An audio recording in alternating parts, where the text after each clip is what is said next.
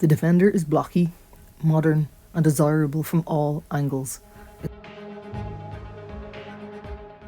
It's been out for a while now and has been a wide success, judging by the number of them we see on the streets. If you're not constantly off-roading, you can when you want obviously. You can easily go from the site to the gala evening with just a quick wash in between.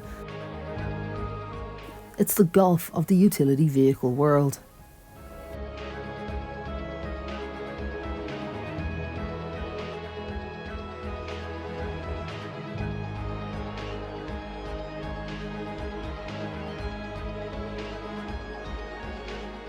The Defender's competition comes in the formidable Land Cruiser or the G-Wagon.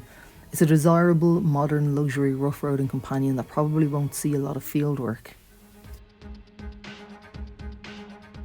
This 75th anniversary special edition 110 embodies the spirit of the original 1948 Land Rover, featuring the Grasmere Green heritage metallic paint. It commemorates a great time in British history, and its origins come from the paint that was used in aircraft cockpits at the time.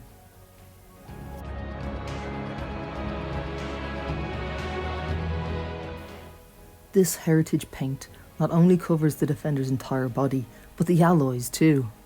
There are further throwbacks inside, with exposed screw heads and rugged surfaces mixed in with premium aluminium piano black panels as well. It's so nicely designed and immediately gives that premium feel. This 110 model comes with 5 seats as well as luggage carrying capacity, delivering comfort as well as off-roading when needed. The petrol plug-in hybrid unit for the 110 model has 398 brake horsepower fed through an 8-speed auto as standard, which brings with it improved economy from the hybrid energy.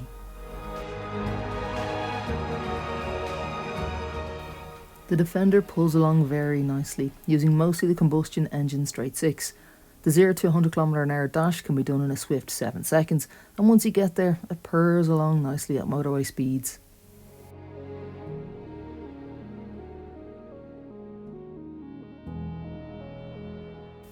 On the utility front, there is greater ground clearance and reinforced suspension. Wading depth is over 500mm more than the old Defender at up to 900mm deep. While the electrical system has been tested, it's supposed to be able to handle up to an hour submerged underwater. There's also effortless performance. Despite the chiseled block front end and weight, the Defender admirably glides along.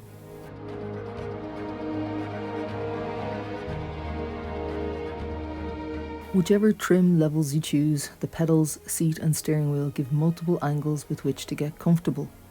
There's also an increased view out the front. There's lots of up and down and in and out movement to the steering wheel.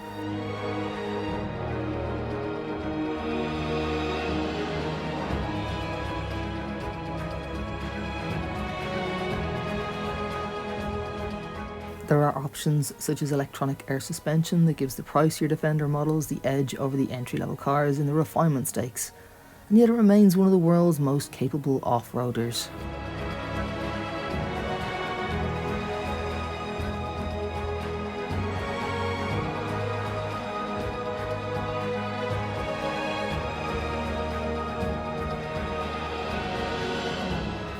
They will never stop short on their options list either, with plenty of boxes to tick.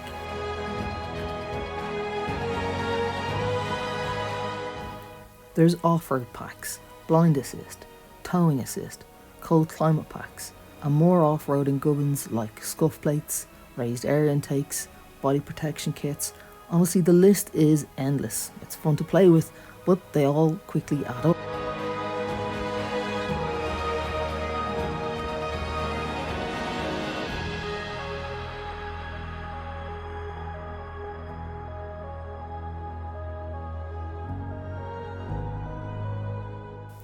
The attention to detail is what makes the Defender so desirable.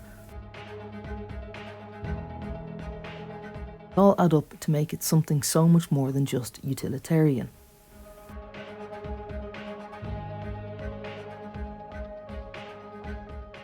As you'd expect, you are surrounded by luxury on the inside. There are 14-way electrically adjustable heated and cooled front seats, a centre console which is cooled, the stereo is powered by the incredible Meridian sound system. It also features over-the-air software updates, plus the infotainment system is swift and responsive to use.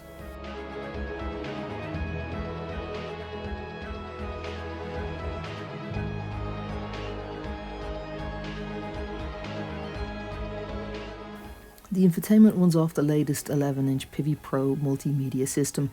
There's a 3D surround camera, head-up display, configurable terrain response system, matrix LED, front lighting, Apple CarPlay, Android Auto, and wireless charging.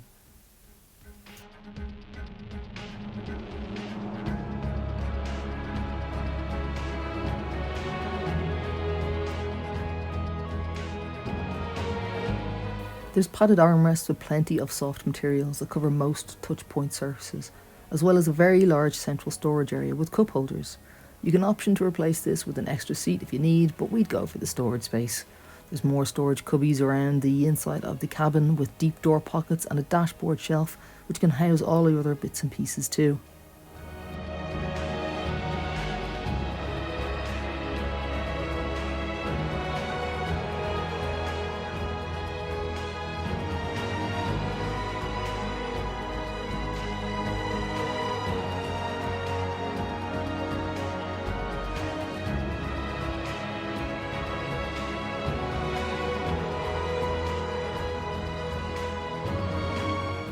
The second row of seats have a centre armrest and they fold 40-20-40.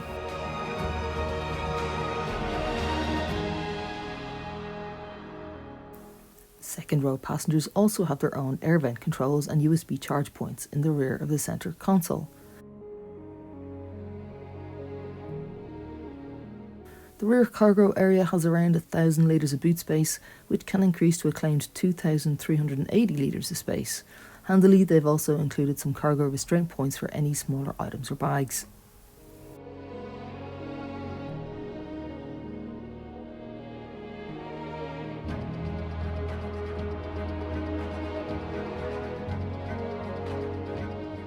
As expected, there's lots of driver assist technology, including Land Rover's terrain response system. You get selected modes such as grass, gravel, snow, sand, mud and ruts.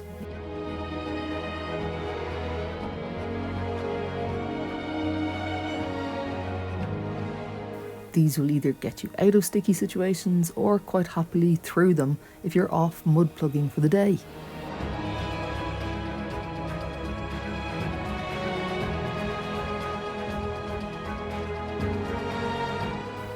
The terrain response system means the driver can select and save powertrain, traction and diff settings. You can get a WADE program which increases air suspension ride height and closes off the climate control vents to reduce the ingress of moisture in the air.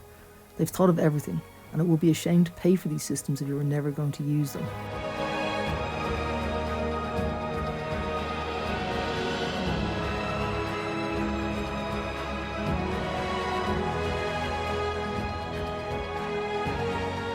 With all of this assistance technology available, does it dull the experience if you're looking for a true off-roader? It's not as mechanical and raw an experience as the old Defenders were, but for most modern drivers it means it makes life a lot easier, comfortable, you've got less issues for your elbows, knees or knuckles. You have to remember, it's a luxury brand now, and while there are manufacturers out there such as Ineos with the Grenadier who want to keep that rawness, the brand we have now wants it all.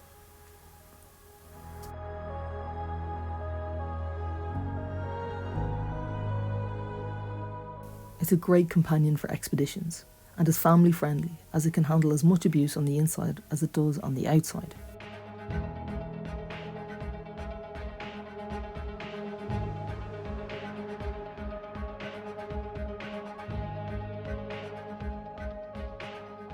It's quick, comfortable, luxurious and in certain circles an historic collectible.